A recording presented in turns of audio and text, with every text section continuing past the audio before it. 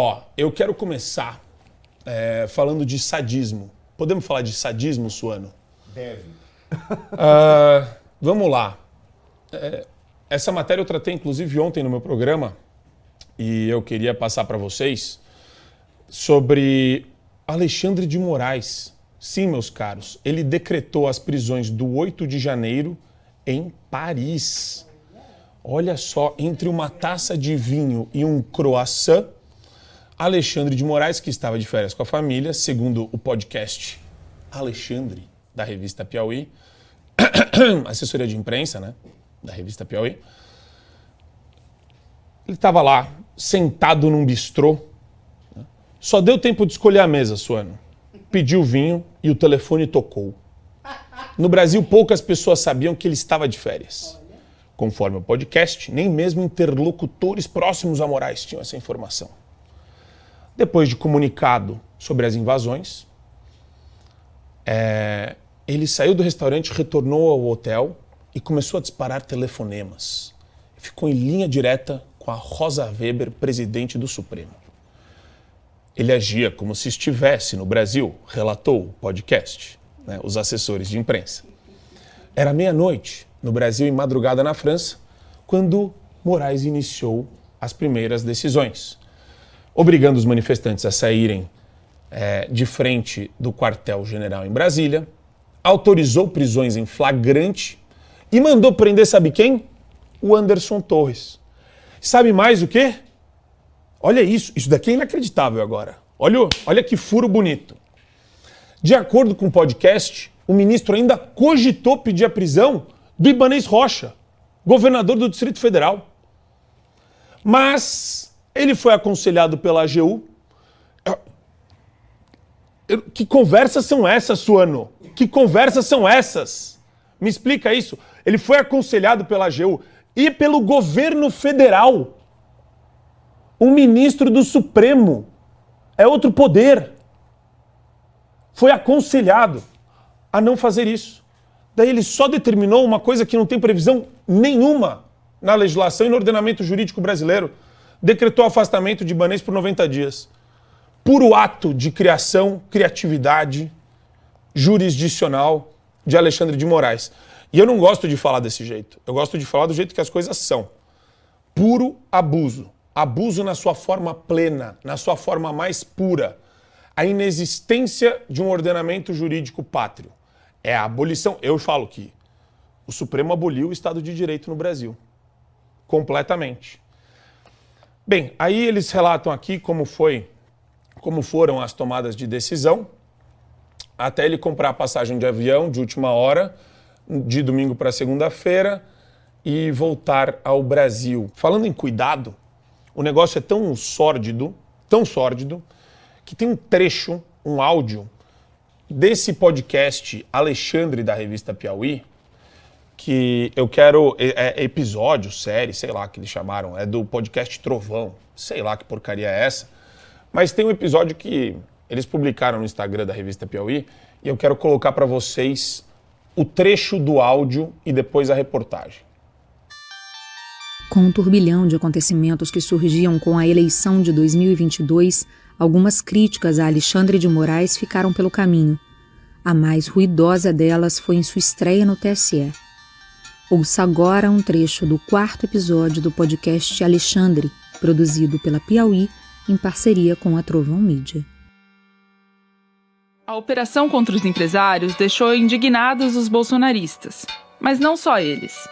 Um alerta de preocupação com os superpoderes de Alexandre se acendeu. Coube a um veículo de imprensa estrangeiro externar esse sentimento. O jornal americano The New York Times publicou uma reportagem com uma pergunta no título: o Supremo está indo longe demais para defender a democracia no Brasil? O texto enumerou pontos polêmicos de decisões de Alexandre, começando pela ação contra os empresários. O ministro manteve a defesa da operação e rebateu os críticos. Num evento em São Paulo, ele respondeu com ironia: uma das decisões que foi muito criticada em relação a alguns empresários, só porque estavam financiando e incentivando o golpe militar. mas são empresários, né? Não são pobres. Não são pobres, eles não podem ter busca e apreensão. Só no Brasil, só pobre e preto pode ter busca e apreensão. Este é um dos relatos apresentados por Thaís Bilenque no 4º episódio do podcast Alexandre, já disponível em todas as plataformas de áudio e no site da Piauí. Uma produção Trovão Mídia e Revista Piauí. E a matéria, então vocês ouviram que o Alexandre de Moraes falou, amplamente, tá? Ele falou várias outras obscenidades. E a matéria da Revista Oeste, por falta de provas, ele arquiva a investigação contra 6 empresários. Essa investigação que tinha sido iniciada com a invasão do grupo privado de WhatsApp, onde, na verdade, não tem defesa nenhuma de absolutamente nada de golpe. Existe uma conversa entre amigos que todo mundo tem, né? E que nunca deveria ser objeto de uma decisão judicial, muito mais uma decisão judicial que viabiliza busca e apreensão, né, mandados de prisão, derrubar a rede social, né, do Luciano Hang. Luciano Hang tá no Gulag digital, desapareceu. Milhões de pessoas que seguem, que estavam inscritas no canal dele, a voz desse homem sumiu, desapareceu. Eu sinto falta de ouvir o Luciano Hang. E não é só a voz dele que sumiu, né? Agora ele está com medo, porque ele se viu no olho do furacão. Ele foi colocado no olho do furacão. Existe também uma notícia, e eu vou trazer um outro recorte desse tema para você comentar, que é o deputado Amaury Ribeiro. Ele teve o celular apreendido numa operação da Polícia Federal. Ele é filiado à União Brasil, cumpre mandato como parlamentar estadual em Goiás, é deputado estadual em Goiás, e ele teve algumas manifestações a respeito do dia 8 de janeiro, né, falando que ajudou a bancar quem estava lá. Ele disse isso durante uma sessão da Assembleia Legislativa. Mande me prender, eu sou um bandido, eu sou um terrorista, sou um canalha na visão de vocês. Que é o que a gente, né, tem falado aqui reiteradamente, né? Ele brincou com essa pecha que o Supremo e que a esquerda tem trabalhado, a narrativa, né?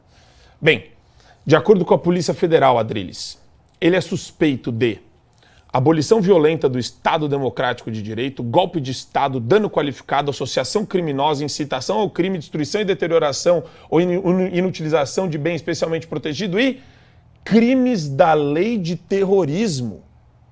Eu achei que a narrativa do terrorismo tinha desaparecido. A gente estava só naquele jogo infame de atos antidemocráticos. Terrorismo, bebê, é outra coisa completamente diferente.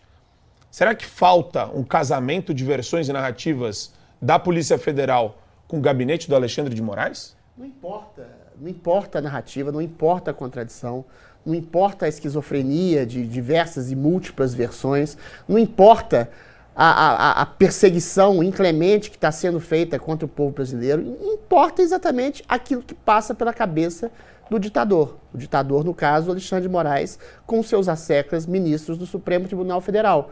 Se uma vez eles têm o poder absoluto, eles impõem a narrativa. Pode chamar de terrorismo, ato golpista. Não houve nenhuma tentativa de golpe. Houve depredação de patrimônio público, sim, por alguns elementos que estavam lá na Praça dos Três Poderes. Para isso, deveria ser colocada uma investigação e uma individuação de conduta, que é o devido processo legal de uma investigação de um crime, e essas pessoas poderiam ser presas caso houvesse a liberação das imagens de todo o escopo da Praça dos Três Poderes, que também não foi feita. Agora, existe uma narrativa esdrúxula, que é importada da esquerda progressista para um princípio oportunista. Quando o Alexandre de Moraes fala que só preto e pobre no Brasil, isso é uma narrativa clássica da esquerda. Não, no Brasil só bandido também é preso, traficante, pedófilo. Depois a justiça vai e solta na maioria das vezes. A justiça também agora está prendendo gente que ela considera como golpista, como bolsonarista, como terrorista, como fascista. Então o Alexandre de Moraes resolveu inovar prendendo pessoas que são, entre aspas, incitadoras ao terrorismo, incitadoras ao golpismo. A gente vai comentar aqui hoje uma notícia que fala que o Bolsonaro vai ser processado também por incitação ao golpe, incitação aos atos violentos que visavam demolir o Estado Democrático de Direito. Nesse bojo, tanto do deputado, quanto do Bolsonaro, quanto de senhoras que estavam rezando em frente a quartéis generais, qualquer um que passar pelo radar, que for percebido pelo Alexandre de Moraes, vai ser preso.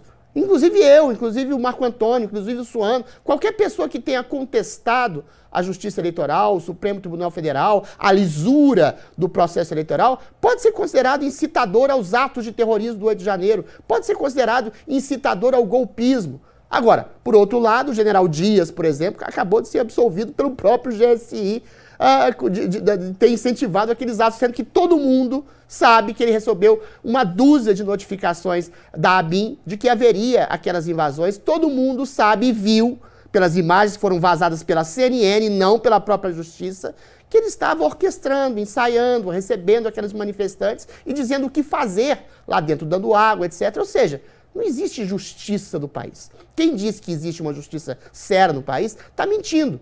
Ou tá por medo, ou por covardia, ou por oportunismo, ou porque eventualmente está fazendo parte do conluio dessa junta ditatorial que tomou conta do país. Se não houver uma manifestação popular, clamando por mais democracia e mais independência, se não houver uma ação efetiva das nossas lideranças políticas, dizendo do caos que existe no país, caos colocado por dentro, do golpismo que está acontecendo por dentro do sistema judiciário, a gente está arrumando para uma Venezuela. Assine o Fio Diário. Assim você vai ter acesso integral ao programa completo Adriles sobre tudo, além de outros diversos programas na nossa plataforma. Assine aí.